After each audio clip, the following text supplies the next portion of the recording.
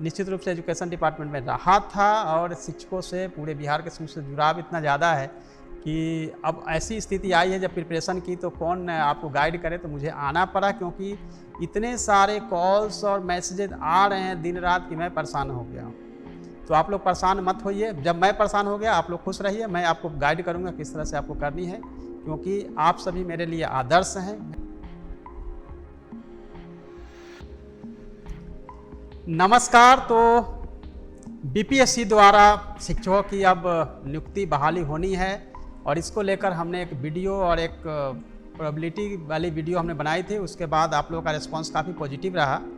उससे पहले मैं आप लोगों को बताना चाहूँगा कि मैं अगर आज आईएएस ऑफिसर हूँ तो शिक्षकों के बदौलत हूँ। मेरे जो शिक्षक थे जिन्होंने मुझे इतने तरह अच्छे से नर्चर किया, इतने अच्छे से मुझे पढ़ाया, जिसके आधार पे और उनके पढ़ाए हुए मार्गदर्शन के आधार पे जो उस समय की इतनी अच्छी शिक्षा व्यवस्था थी, जिसमें कि हम लोग प्रैक्टिकल करते थे। हाई स्कूल में बायोलॉजी, फिजिक्स, केमिस्ट्री उनकी प्रैक्टिकल कितनी अच्छी लेवल की होती थी और जो भी पढ़ाया गया स्कूल से पढ़ाया गया। आज के दौर में कोई न सोशल मीडिया थी या न ही कहीं कोचिंग या न क्लासेस थी।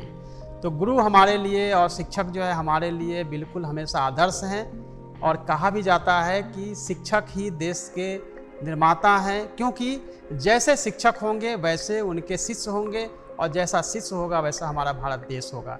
ऐसे में बीपीएससी द्वारा जो एग्जामिनेशन ली जानी है उसको लेकर काफ़ी प्रयास है, अभी प्रोसेस अंडर प्रोसेस है और जो भी आपको बताया जा रहा है वो सभी अनुमान के आधार पर ही बताए जा रहे हैं। जो न्यूज़पेपर आज भी सभी न्यूज़पेपर में जो न्यूज़ है वो अलग अलग आए हैं। तो सुबह से आप लोगों ने कॉल किया, कहा कि सर कुछ आप अपना मार्गदर्शन दीजिए। तो चूंकि शिक्षकों से मेरा जुड़ाव और लगाव कंटिन्यू आप लोगों के साथ रहा है तो निश्चित रूप से मेरा भी यह फर्ज बनता है कि आपको मैं अच्छे से गाइड कर सकूं। तो गाइड करने से पहले आज के कुछ जो न्यूज़ के हेडिंग और हेडलाइंस है उस पर बात कर लेते हैं। ये जो आप हेडलाइंस देख रहे हैं जिसमें कि स्कूलों में 2.5 लाख से अधिक शिक्षक भर्ती परीक्षा के प्रश्न हो सकते हैं वस्तुनिष्ठ। जैसा कि मैंने पिछले ही वीडियो में बताया था, क्योंकि अगर आपको जल्दी एग्जाम प्रोसेस को पूरा करना है तो ऑब्जेक्टिव ही टाइप के क्वेश्चंस पूछे जाएंगे, ये तो है ही। लेकिन उसके बाद यह कहना कि ये क्वेश्चन निगेटिव होगी नहीं होगी, किस तरह के क्वेश्चंस पूछे जाएंगे, तो इस पे अभी मंथन चल रहा है। हम डिटेल में इसको देखेंगे। जैसे अगर डिटेल में देखते हैं तो इसके क्लास 1 से लेकर 12 के शिक्षकों की भर्ती के लिए बीपीएससी से होने वाली परीक्षा पैटर्न और सिलेबस सहित विभिन्न मुद्दों पर शुक्रवार यानी कि कल इस पर चर्चा हुई। चर्चा जो हुई है वो है बीपीएससी, जीएडी और निश्चित रूप से एजुकेशन डिपार्टमेंट, तीनों विभागों के बीच जो चर्चा हुई। चर्चा के बाद उसके सिलेबस पे बातचीत की गई। सिलेबस के साथ ही किस तरह के उस पर कट ऑफ रखे जाएंगे, क्वेश्चंस के पैटर्न किस तरह के होंगे, सिलेबस क्या होगा, बहुत सारे डिटेल्स किए गए। लेकिन अगर कोई भी आपको बताता है कि इसमें अभी कुछ फाइनल हो गया है तो ऐसा कुछ नहीं है, क्योंकि फाइनल होने से पहले कई स्टेजेज हैं जिसको देखना पड़ेगा। कि क्वेश्चन तो बस फिनिश्ड होंगे, मैंने पहले ही बताए थे, और क्वेश्चन मैंने भी पहले ही बताया था कि उसमें जीएस हो सकता है, तो जीएस तो होना है क्योंकि बीपीएससी एग्जाम ले रही है तो बीपीएससी ये हो सकता है। साथ ही ये हो सकता है क्वेश्चन का लेवल किस तरह का होगा। तो मैं एक बातें आपको स्पष्ट बताता हूँ कि चूँकि शिक्षकों के लिए भर्ती के लिए जो एग्जाम्स होने हैं उसमें जो क्वेश्चंस होंगे वो होंगे 2 टाइप के। एक क्वेश्चन होगा जिसमें कि बिल्कुल ही ABCD होगा, क्वेश्चन 1 लाइनर होगा और फिर आपको ऑप्शन ढूंढने होंगे। दूसरे टाइप का क्वेश्चन जिसमें मैचिंग होगा, ABCD 1 2 3 मैच करके कूट मिला के फिर आपको आंसर देना होगा। लेकिन स्टेटमेंट वाले क्वेश्चंस जो है उसकी पॉसिबिलिटी इसलिए नहीं रहती है क्योंकि जैसे ही स्टेटमेंट वाले क्वेश्चंस आएंगे क्वेश्चन होंगे टफ और ये यूपीएससी स्टैंडर्ड और बीपीएससी के ऊपर के लेवल का होने लगेगा। तो मुझे जो लगता है उसके मुताबिक यही होना चाहिए कि 2 क्वेश्चन इस टाइप के होंगे। और हाँ, ये है कि टीचिंग एप्टीट्यूड में जो क्वेश्चंस होंगे वो स्टेटमेंट वाइज होंगे, बट इजी और छोटे छोटे स्टेटमेंट होंगे जिसको कि सॉल्व करना बहुत ही आसान होगा। तो चलिए आज जो न्यूज़ मार्केटिंग में जो चीज़ें आई है उसको पहले आप लोगों का स्पष्ट कर दें, क्योंकि काफ़ी दुविधा है आप लोगों के बीच कि 1 से 12 तक के परीक्षा एक साथ लिया जाए या फिर अलग अलग लिया जाए। देखिए, अगर अपनी अपनी राय होती है, लेकिन कभी भी एक साथ अगर एग्जाम लिया जाएगा तो जो लेवल है वो एक हो ही नहीं सकता है। क्वेश्चन जो है वो अलग अलग होंगे। ये भी पॉसिबिलिटी इसलिए है क्योंकि जो प्राइमरी के लिए है, जो माध्यमिक के लिए है और उच्चतर माध्यमिक के लिए, तीनों के लेवल अलग अलग होते हैं।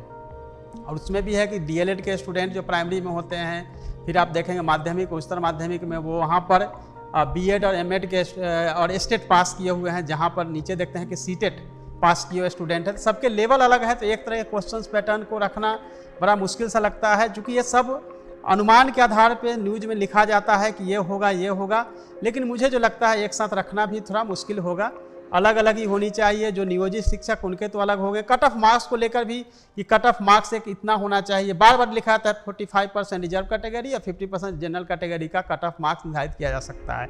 देखिए कट ऑफ मार्क्स जो है दो तरह का, कट ऑफ आप यह कर सकते हैं कि कट ऑफ मिनिमम डिसाइड हो सकता है कि हमें जो है कट ऑफ 50 या 45 हम अलग अलग कैटेगरी के हिसाब से रख सकते हैं, लेकिन अगर क्वेश्चन ईजी होगा तो, और अगर हमें सीट जितनी वैकेंसीज है तो कट ऑफ तो हो सकता है 60 भी जाए, 70 भी जाए, 75 भी जाए, या अगर आपने क्वेश्चन बहुत टफ पूछ दिया तो हो सकता है कट ऑफ जो है वो 25 और 30 ही चला जाए, जितनी सीटें हमें भरनी है। तो कट ऑफ कैसे डिसाइड हो सकता है कि इतना कट ऑफ रखेंगे? ये कट ऑफ हो सकता है उनके लिए जो नियोजित शिक्षक हैं और जिनको कि रेगुलर टीचर जो गवर्नमेंट टीचर्स हैं उनके लेवल के जो लाभ है उनको प्राप्त करने के लिए अगर नियोजित शिक्षकों का अगर एग्जाम होता है तो उनके लिए कट ऑफ हो सकता है। इस कट ऑफ को पार करेंगे आप रेगुलर टीचर बन जाएंगे, ये हो सकता है। लेकिन एग्ज़ाम जो होनी है फ्रेश जो वैकेंसीज है और फ्रेश जो वैकेंसीज को फुलफिल करना है तो उसमें मिनिमम कट ऑफ रखा जा सकता है कि इस कट ऑफ से नीचे हम नहीं लेंगे, लेकिन ये हो सकता है कि कट ऑफ जो है वो तो डिपेंड करेगा मेरिट पे और वैकेंसीज कितनी है उस पर। लास्ट टाइम इस 6th फेज में जब मैं पूरी बहाली करवा रहा था तो आप लोगों ने देखा होगा कि बहुत अच्छी ट्रांसपेरेंसी के साथ हुई थी, और आप लोग इस बात से एग्री भी करेंगे कि जो सीटें खाली रह गई थी वो कुछ खास कैटेगरी और महिलाओं की सीटें जो थी, गर्ल्स की सीटें थी, वही खाली रह गई थी। तो इस बार वो तो जुड़ने वाली है, तो निश्चित रूप से महिलाओं और गर्ल्स के लिए अपॉर्चुनिटी ज़्यादा होगी। बट ये है कि अब ऐसा नहीं होगा कि हाँ आपने एजुकेशनल क्वालिफिकेशन में अधिक मार्क्स ले लिया है और आपको मार्क्स के आधार पे, सर्टिफिकेट के आधार पे नौकरी होगी, बल्कि आपकी मेरिट के आधार पे होगी। तो अच्छे पहले कहा जा सकता है कि यूपीएससी एग्जाम को लेना ठीक रहेगा। अब बात रही कि अब क्या हम वेट करते रहें या हर दिन कुछ नया न्यूज आएगा उसी को पढ़ के खुश होते रहें या दुखी होते रहें? नहीं, हमें प्रिपरेशन की तरफ बढ़ना चाहिए, क्योंकि जब एडवर्टीजमेंट आएगी तो समय कम हो सकता है। मैं बार बार रिपीट करूँगा कि आप सभी पढ़ाई पे फोकस करिए। कहाँ फोकस करेंगे? फोकस करने का यह तरीका है कि आप जीएस का देखिए और टीचिंग एप्टीट्यूड का देखिए, कम से कम आपकी तैयारी उस लाइन पे चलती रहेगी। एक ज़रूरी सूचना है कि मैं हर शनिवार को, सैटरडे को इवनिंग के समय में एक वीडियो आपके लिए हर दिन कुछ ना कुछ पढ़ा के बना के आपको दूंगा, और जो मटेरियल होंगे वो आपके टेलीग्राम चैनल पे अवेलेबल होंगे। तो आज शाम में भी जो सैटरडे है उस दिन हम आपको वीडियो देंगे कि किस तरह से आपको कौन कौन सी बुक्स को फॉलो करना है। तो ये वीडियो भी आपको शाम में मिलेगी। आज देर रात तक भी सैटरडे को आपको आज मिल जाएगी कौन कौन सी बुक आपको फॉलो करनी है। इसके संबंधित वीडियो भी हम आपको प्रोवाइड आज करवाएंगे कि आप कौन सी बुक्स पढ़ेंगे, टीचिंग एप्टीट्यूड में कैसे पढ़ेंगे, और फिर उसके में अगले वीक से हम लोग हर सब्जेक्ट वाइज, हर जीएस के हर सब्जेक्ट वाइज बताना शुरू करेंगे कहाँ कौन कौन सा फोकस एरिया हो सकता है जहाँ से क्वेश्चन की पॉसिबिलिटी रहती है और किस तरह से हमें प्रिपरेशन करनी है।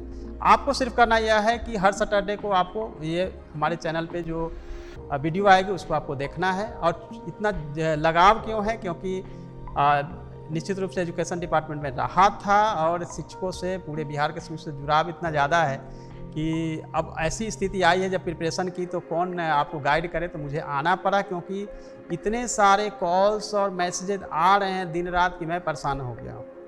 तो आप लोग परेशान मत होइए, जब मैं परेशान हो गया आप लोग खुश रहिए, मैं आपको गाइड करूँगा किस तरह से आपको करनी है, क्योंकि आप सभी मेरे लिए आदर्श हैं। मैंने पहले ही कहा कि शिक्षक जो है वो हमारे राष्ट्र निर्माता है और शिक्षकों के बदौलत ही आज मैं IAS अफसर, इसलिए शिक्षकों का सम्मान हमेशा मेरे दिल में रहा है, रहेगा, और आगे भी मैं यह कोशिश करूंगा कि आपको जितना भी मदद हो सकता है मैं करूंगा। हालांकि मैं सिविल सर्विस की तैयारी करवाता हूं, लेकिन आप लोगों ने इतना प्यार दिया है इसलिए मैं आपको गाइड जरूर करूंगा। Thank you so much.